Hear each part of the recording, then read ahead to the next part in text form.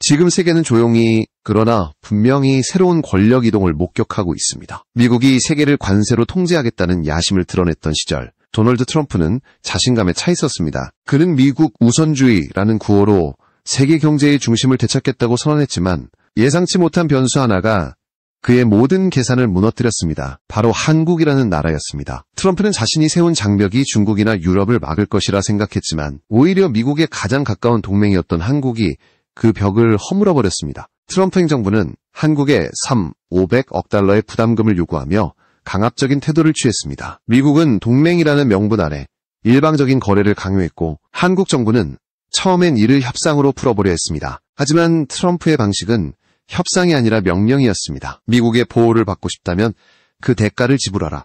트럼프의 말은 냉정했고 그 속엔 동맹의 존중이 없었습니다. 그러나 한국은 예상 밖의 대답을 내놓았습니다. 우리는 굴복하지 않겠습니다.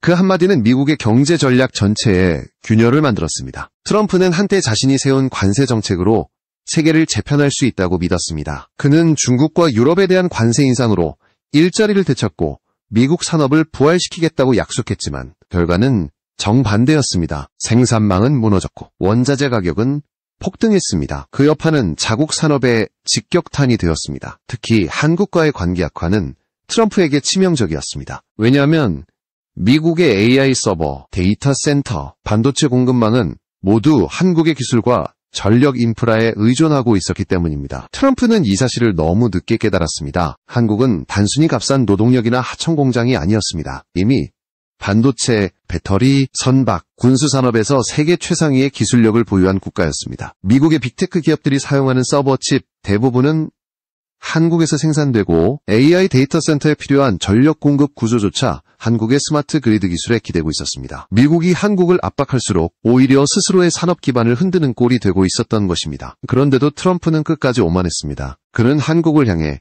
3,500억 달러를 내라고 외쳤습니다. 하지만 그 요구는 이미 국제사회에서 공감받지 못했습니다. 미국 내부에서도 이상한 침묵이 시작됐습니다. 재무부, 상무부, 국방부조차 트럼프의 무리한 요구에 의문을 제기했습니다. 한국이 낼 수 없는 금액을 강요하는 것은 외교적 실패를 자초하는 일이라는 지적이었습니다. 실제로 한국 외교부는 미국 측의 현금 지급은 불가능하다.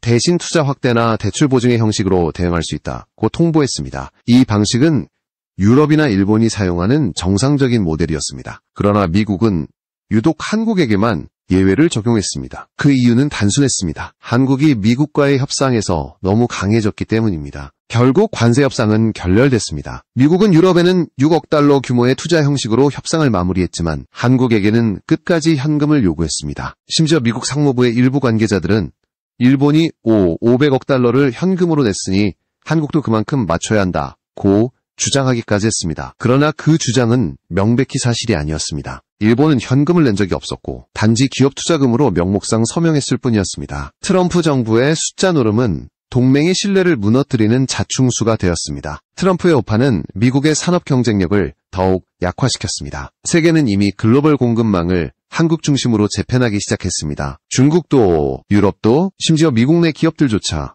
한국과의 협력을 끊을 수 없었습니다. 왜냐하면 반도체, 디스플레이, 배터리, 조선, 철강 등 주요 산업의 핵심 기술이 모두 한국에 집중되어 있었기 때문입니다. 트럼프의 관세 장벽은 결국 한국을 더 강하게 만들었고 미국을 더 고립시켰습니다. 당시 미국 언론들은 트럼프가 경제전쟁에서 한국을 과소평가했다고 보도했습니다. CNN은 한국은 일본과 다르다 라는 제목의 분석 기사에서 한국이 세계 반도체 시장의 절대적 강자로 부상했음을 지적했습니다. 블룸버그 또한 트럼프의 관세 전략이 한국의 독립을 가속화했다고 평가했습니다. 관세 압박은 미국이 아닌 한국의 기술 자립을 촉진시킨 셈이었습니다. 트럼프는 한국을 압박하려 했지만 오히려 스스로의 발목을 잡은 것입니다. 이후 워싱턴 내부에서는 급격히 분위기가 바뀌었습니다. 트럼프 캠프는 한국을 향한 공격을 줄이고 대신 일본과 유럽을 설득하기 시작했습니다. 하지만 이미 때는 늦었습니다. 한국은 더 이상 미국의 명령에 따르는 나라가 아니었습니다. 우리는 동맹이지만 결코 종속되지 않는다.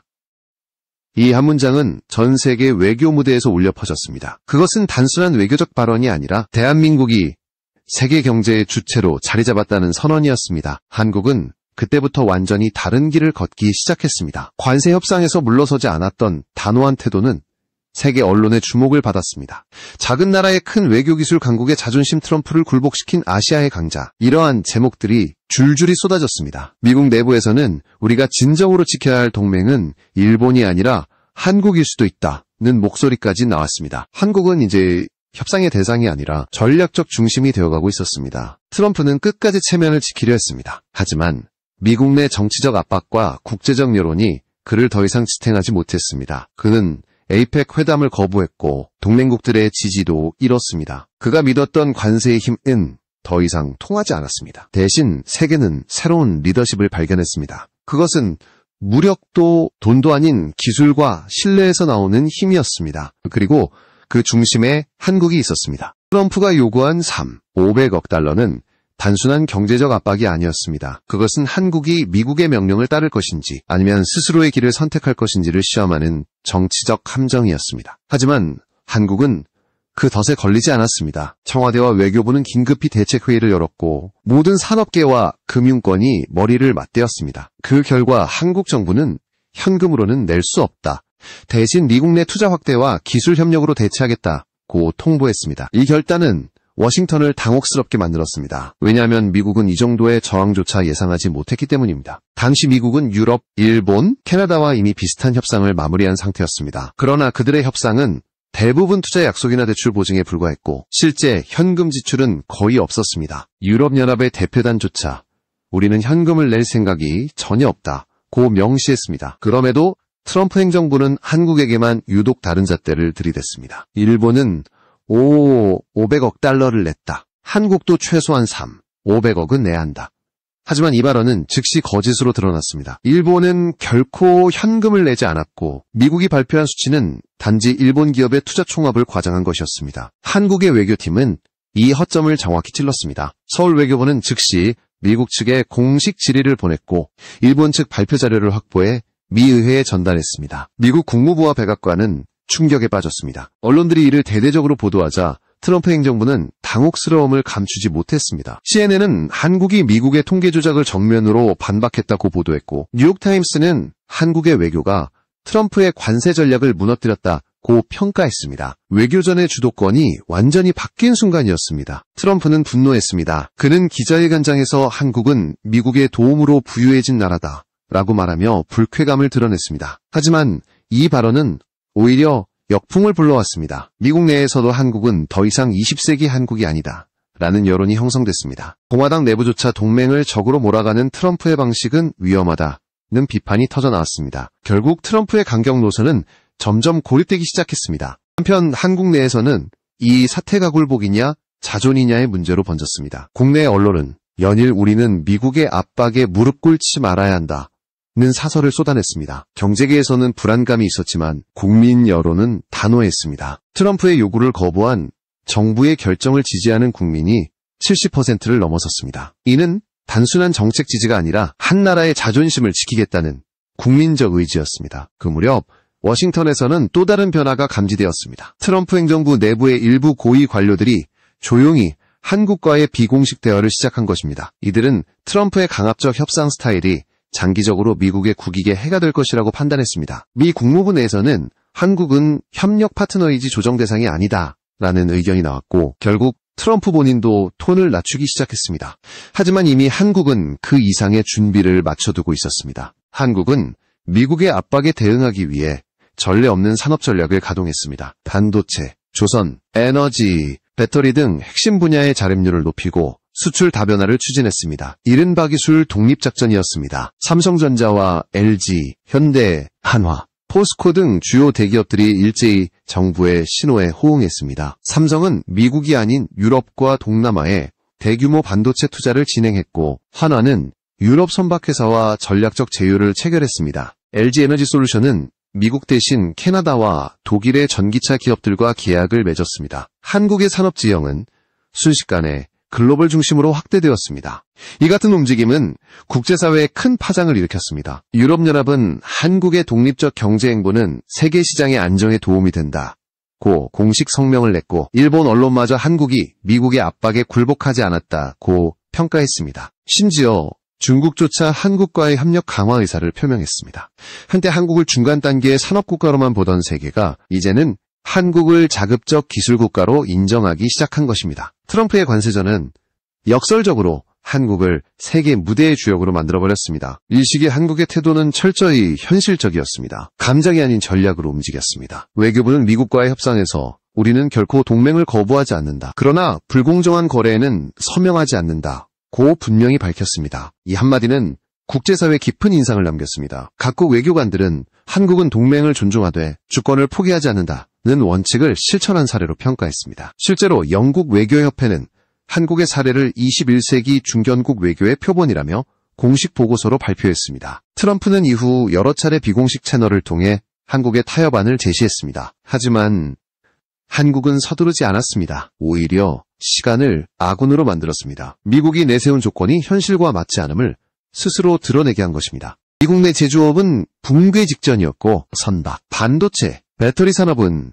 이미 한국에 의존하고 있었습니다. 미국이 아무리 큰 소리쳐도 실제 공급망을 움직이는 것은 한국 기업들이었습니다. 트럼프의 협상 카드가 하나둘씩 무너지고 있었습니다. 결국 미국은 한국의 수정안을 일부 수용할 수밖에 없었습니다. 공식 발표는 없었지만 워싱턴 내부 문건에는 한국에 대한 관세 면제 검토라는 문구가 등장했습니다. 사실상 패배의 신호였습니다. 트럼프의 자존심은 상처를 입었고 한국은 조용히 승리를 거두었습니다. 한국은 이를 대대적으로 자축하지 않았습니다. 대신 더 큰 그림을 그리고 있었습니다. 그것은 바로 미국 이후의 세계에서 한국이 어떤 역할을 할 것인가였습니다. 그날 이후 세계는 한국을 다르게 보기 시작했습니다. 미국의 요구를 거부하면서도 외교적으로 관계를 유지한 나라, 경제적 압박을 기회로 바꾼 나라. 한국은 이제 더 이상 작은 나라가 아니었습니다. 트럼프의 실수는 단순한 정책 실패가 아니라 새로운 시대의 시작을 알린 신호였습니다. 세계는 한국의 결단을 기억하게 되었고 미국조차 그 사실을 인정하지 않을 수 없었습니다. 한국은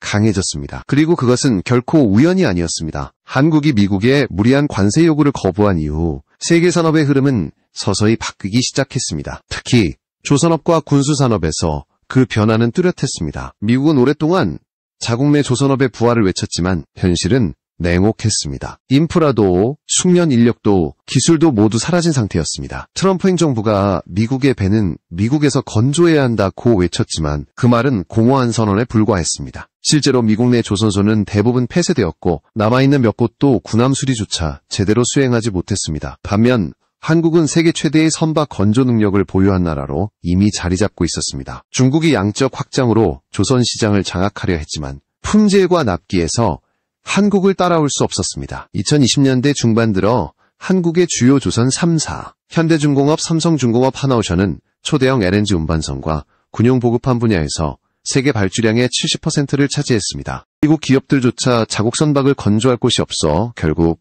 한국에 발주를 넣었습니다. 심지어 미 해군의 일부 군수 지원선도 한국 조선소에서 만들어졌습니다. 아이러니하게 도자국 산업보호를 내세운 트럼프의 관세 정책이 미국 선박의 해외 의존도를 높이는 결과를 낳은 것입니다. 당시 월스트리트 저널은 이렇게 보도했습니다. 미국에서 선박 한 척을 건조하면 한국보다 4배 이상 비용이 든다. 한국에서 700만 달러면 가능한 일을 미국에서는 2억 달러가 필요하다. 이 수치는 미국 산업계에 충격을 주었습니다. 노동비, 자재비, 생산속도, 품질관리 모든 면에서 한국이 압도적이었습니다. 미 의회 보고서에서도 미국 조선업이 완전한 자립을 이루려면 최소 10년이 걸릴 것이라고 분석했습니다. 그러나 문제는 시간만이 아니었습니다. 이미 글로벌 발주 시장은 한국으로 기울고 있었고 그 흐름은 되돌릴 수 없었습니다. 그뿐만이 아니었습니다. 선박에 탑재되는 첨단 무기 시스템과 전자장비에서도 한국의 기술은 세계를 선도하고 있었습니다. 과거에는 함정의 레이더나 미사일 발사체계 대부분을 미국에서 수입했지만 이제 한국이 자체 생산을 시작했습니다. 한화 시스템은 차세대 해상 레이더를 개발해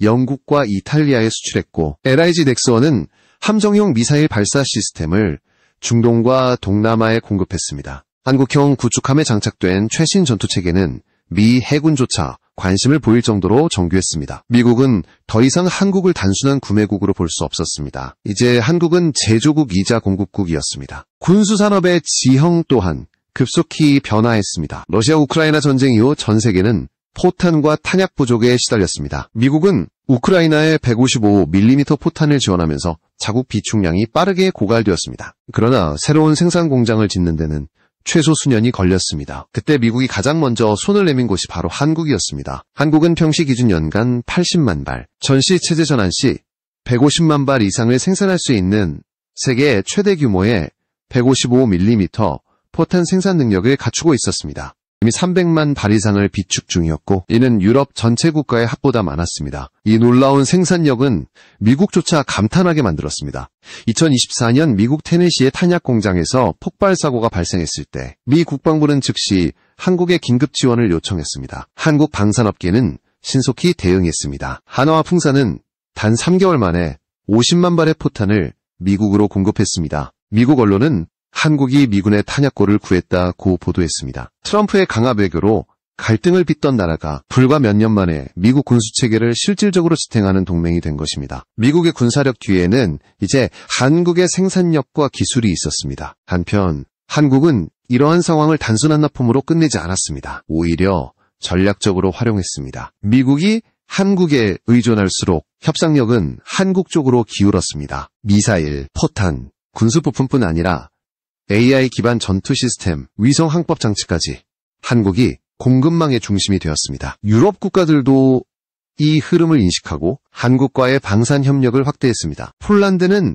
K2 전차와 K9 자주포, FA-50 전투기를 대량 도입했고 루마니아와 노르웨이 역시 비슷한 계약을 추진했습니다. 불과 몇 년 전만 해도 수입국이었던 한국이 이제는 공급국이자 표준국으로 자리 잡은 것입니다. 이런 변화는 단순한 산업 성공을 넘어선 전략적 승리였습니다. 트럼프의 관세 전쟁은 본래 미국 중심의 질서를 복원하려는 시도였지만 결과적으로 한국 중심의 새로운 군수 네트워크를 만들어버렸습니다. 한국의 방산 수출은 2022년 이후 매년 40% 이상 성장했고 그중 절반 이상이 북미와 유럽으로 향했습니다. 미국은 자국 내 정치 혼란과 생산 중단으로 인해 공급망을 잃었고 그 자리를 한국이 메웠습니다. 과거 미국이 지원하던 한국은 사라졌습니다. 이제는 한국이 유지하는 미국이었습니다. 특히 조선업과 방위산업이 결합하면서 한국의 경쟁력은 더 강력해졌습니다. 한국조선소는 단순한 상선뿐 아니라 군용함, 잠수함, 항공모함 보급선까지 건조할 수 있는 기술력을 보유하고 있었습니다. 이러한 기술은 세계 어떤 나라와 비교해도 뒤지지 않았습니다. 미국조차 한국의 조선 기술이